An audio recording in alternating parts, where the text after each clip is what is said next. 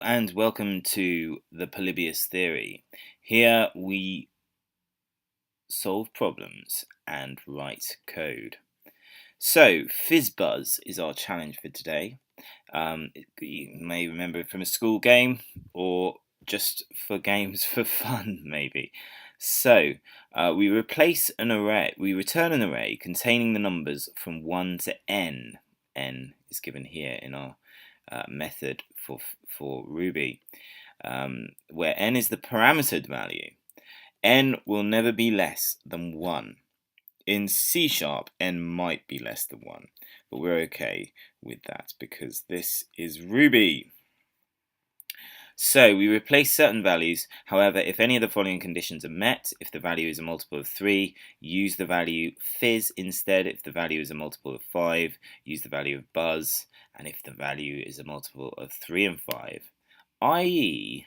15, because that's the lowest common multiple of 3 and 5, we use the value fizzbuzz instead. Now, few little tips here before we start. Percent is a modulo which helps us to recognize whether a number is divisible by a certain other number or not. We can use double equals. We have if statements, and finally we also have a mention of the dot map. So, lots to do. Final point on top of that is to know how to create an array. It's a nice bit of syntactic sugar from Ruby on how to create arrays. Dot map here, just to return to this allows us to go over an array and to enumerate it according to a block, which we can encapsulate either within our so I times I, for instance, that is a block. Otherwise, instead of that, we can do end and have our element. So we're going over each element, so that's what the I represents, and then our operation, which we want to do to change that array. So, or to create this new array which we're creating, 1 to n. So 1 to n, if n was 9, we'd have all the numbers up to 9. That's what our two dots do, they include. So let's remember some of those things and let's get started. So, firstly, we also need to create a result. So a result is going to be a string where we're going to push our different results of this Boolean. So we start by creating an array with our 1 to n, and we want to map through it. We always remember that for every block we create an end to encapsulate the block. So we're mapping over each element of that array, and we end our block. We move on with our first if statement.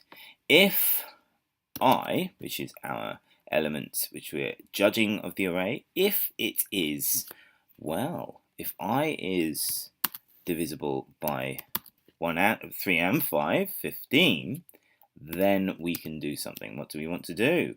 Well, we want to put into our result.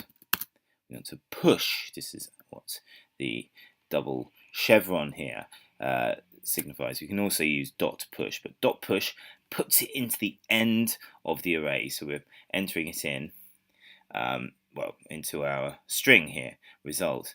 And then we want to have something to put in. Well, that is, of course, fizzbuzz. We move on. So, else if in Ruby, quite cute.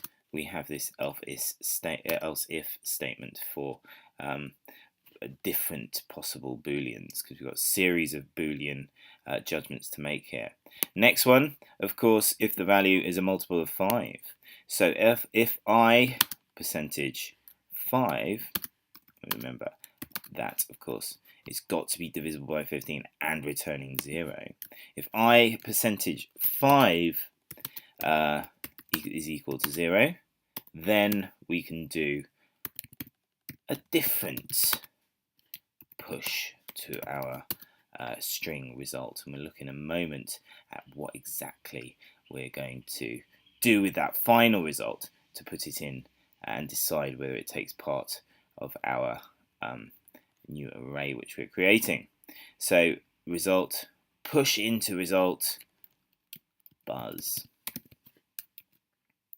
Now, next one, else if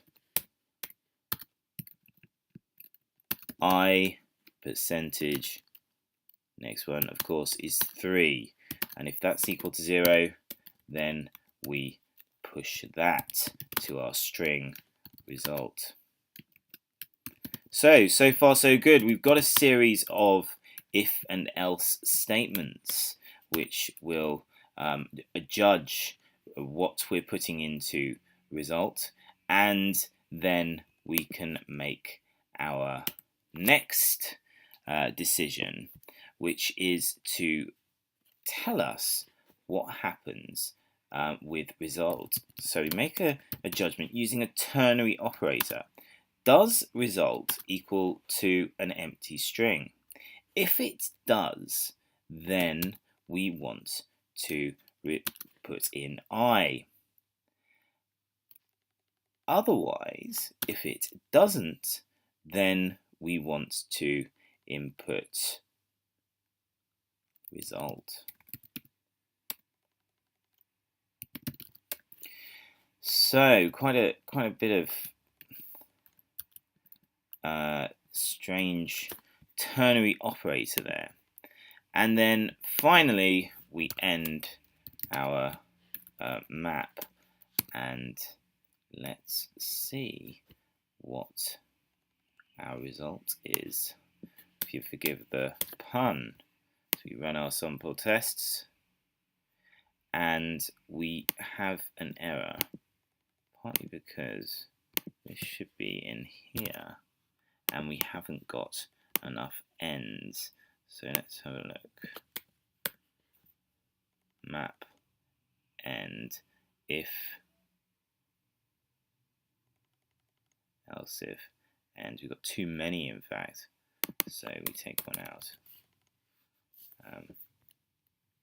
Run our tests again, and lo and behold, we've passed all the tests for this first test. So this test is expecting that for an array of 1, 2, 3, 4, 5, 6, 7, 8, 9, 10. So if n was 10, then we would have this array, and that's what we've returned. So absolutely fascinating here to see how to create these arrays. I hope you found this useful, and we finally do our attempt, and we have a very satisfying green to show that we've passed all our tests.